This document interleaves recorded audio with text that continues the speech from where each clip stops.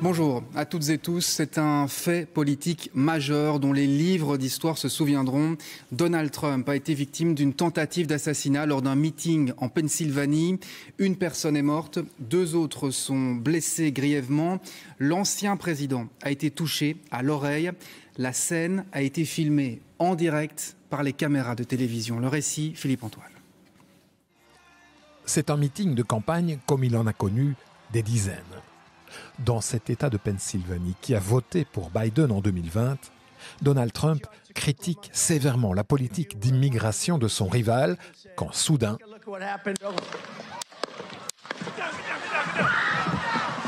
4 coups de feu, puis 2 autres, quelques secondes plus tard. Donald Trump s'est immédiatement recroquevillé derrière son pupitre. Plusieurs membres des services secrets se sont précipités vers lui pour le protéger, tandis que l'un des tireurs d'élite a immédiatement repéré et tué le tireur. Dans la foule, un partisan a été mortellement touché. 2 autres sont grièvement blessés. Donald Trump, lui, a été touché à l'oreille droite. Une poignée de secondes plus tard, alors que les gardes du corps le relèvent pour l'évacuer de la scène, l'ex-président réclame d'abord ses chaussures. Et puis Donald Trump, le visage ensanglanté, fait ce geste, le poing levé. Ce geste suscite l'enthousiasme de ses partisans qui se mettent à crier « USA, USA ».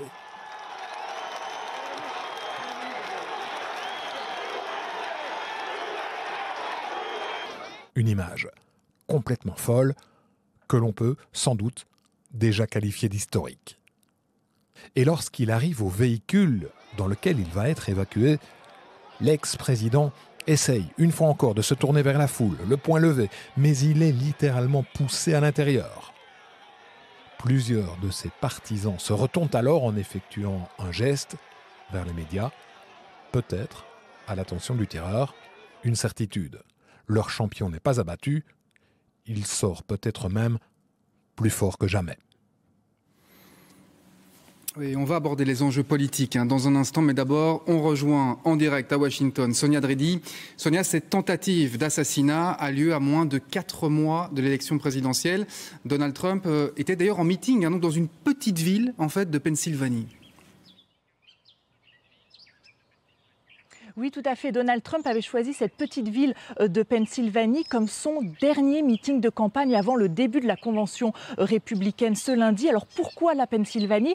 Parce que c'est un État clé pour l'élection et donc chaque voix compte. Alors on l'a vu, Donald Trump tenait ce meeting de campagne à l'extérieur, un meeting plus petit que les grands meetings parfois qu'il organise, pour tenter justement de créer une certaine proximité avec les habitants, avec ses partisans. Mais donc évidemment, quand c'est un meeting de campagne à l'extérieur, eh bien cela pose plus de questions sur le dispositif sécuritaire. C'est plus difficile de sécuriser un lieu à l'extérieur, de bloquer tous les accès. Et d'ailleurs, plusieurs témoins affirment avoir vu le tireur quelques minutes avant qu'il commette son acte, notamment en train de monter sur un toit pour tenter d'accéder au meeting de campagne. Donc il y a beaucoup de questions qui se posent aujourd'hui sur le dispositif sécuritaire. En tout cas, il y a une image que l'Amérique, qu'elle soit conservatrice ou libérale, retient aujourd'hui. C'est cette image de l'ancien président qui a l'oreille en sang, le poing levé. C'est une scène quasi sortie d'un film hollywoodien et pour ses partisans, eh bien, c'est un héros et il sera sûrement accueilli comme tel à la convention républicaine qui débute donc ce lundi. Sonia Dridi, en direct de Washington. Merci beaucoup Sonia.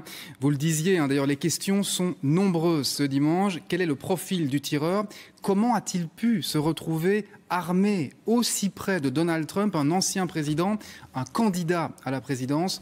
Une chose est sûre, l'enquête devra faire la lumière sur les failles évidentes de sécurité. Nicolas Lejuste, Quentin Warlock.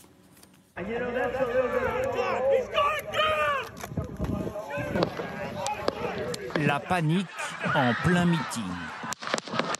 Donald Trump visé et le public affolé. 17 secondes après les premiers tirs, un dernier retentit. Le tueur est abattu. Okay. Donald Trump blessé. Et le bilan est lourd. Un participant au meeting a été tué, 2 autres sont grièvement blessés. The guy had spun around and was jammed between the benches. He had a headshot here. There was lots of blood, and he had brain matter. And so I got him. There's a helicopter coming in to get him. Alors, comment le tireur a-t-il pu accéder sur le site armé sans être repéré? Les lieux, les voici. On y voit clairement les 3 hangars sécurisés derrière la scène, mais juste à côté, il y a un autre hangar, d'où le tireur était positionné à 100 mètres de là.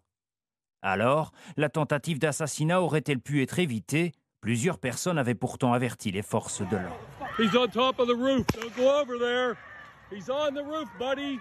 We're like, hey, man, there's a guy on the roof with a rifle. And the police are like, huh, what? You know, like they didn't know what was going on.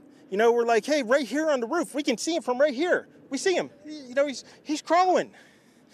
And next thing you know, I'm thinking to myself, why is Trump still speaking? Why have they not pulled him off the stage?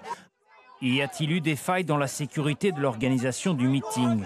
La police d'État admet quelques problèmes. Some complicators that slowed down some of the processing and the positive identification of the shooter.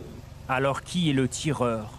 D'après le FBI, il s'agit de Thomas Matthew Crooks, 20 ans. Il vivait à environ 1 heure de route de Butler, enregistré comme électeur et adhérent républicain. L'enquête se poursuit. Le FBI dit ignorer à ce stade les motivations du tireur.